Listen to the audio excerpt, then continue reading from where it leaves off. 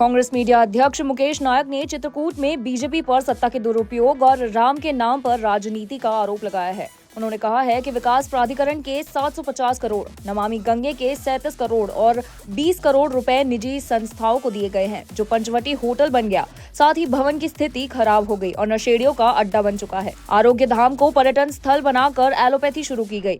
गौशाला बंद है पर दान पात्र अभी भी रखे हुए हैं। नायक ने भ्रष्टाचार की स्वतंत्र जांच की मांग की है। चित्रकूट विकास प्राधिकरण के विकास के लिए शासन ने जो विपुल धनराशि दी थी, लगभग 750 करोड़ रुपए चित्रकूट विकास प्राधिकरण को मध्य प्रदेश सरकार ने दिए। और इन 750 करोड़ रुपए का कैसा भीषण और निर्ममता से दुरुपयोग हुआ, आप स्वयं चित्रकूट के लोगों से जाकर पूछ सकते हैं।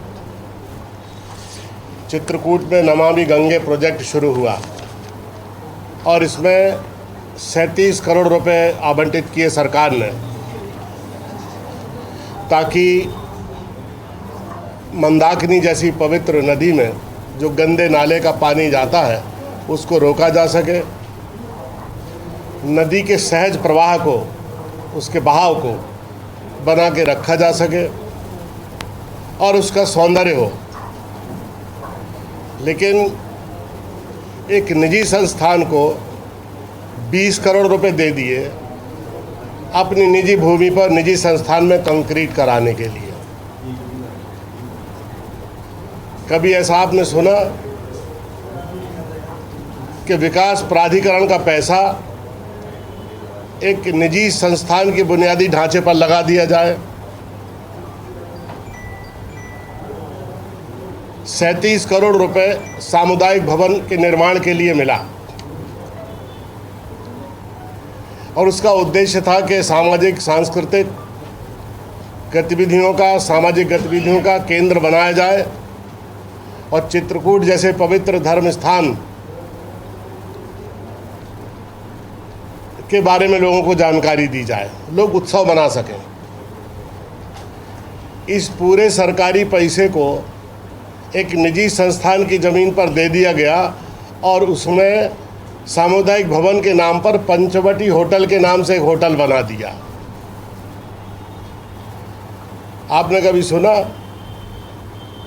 कि जो सामुदायिक भवन सरकार के द्वारा बनना है, जबकि उसकी भूमि का अलॉटमेंट भी था, उस निर्धारित जगह पर वो संस्थान नहीं बनाकर एक निजी संस्थान की भूमि को दे दिया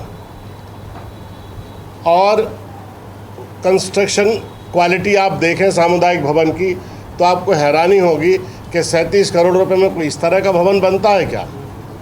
उसको होटल में तब्दील कर दिया और होटल एक संस्थान की भूमि पर इतनी दूरी पर होने के कारण ज़्यादा उसका उपयोग नहीं हो पाता, एकांत में बना है और वो स्थान नशेड़ियों का, गंजेड़ियों का, जुआ खेलने वालों का एक केंद्र बनकर रह गया, असामाजिक गतिविधियों का।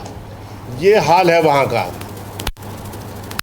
आप सोचिए कि एक आयुर्वेद के नाम पर आरोग्य धाम की स्थापना की गई और 43 एकड़ में इस परिसर को बनाया गया है और इसका उद्देश्य था कि हम आयुर्वेद के रिसर्च डेवलपमेंट सेंटर को विकसित करें, वहाँ अभ्यंग, शिरोधारा, स्वेदन, रेचन, विरेचन, पंचकर्म की गतिविधियों को संचालित करें और प्राकृतिक चिकित्सा पर आधारित हम आयुर्वेद की उन गतिविधियों का पोषण करें, उसका लाभ लोगों को दें, ताकि प्रकृति के नियमों के अनुसार लोग बिना किसी रासायनिक प्रतिक्रिया के स्वस्थ हो सकें। लेकिन उसको, आरोग्य धाम को एक पर्यटन स्थल में तब्दील कर दिया।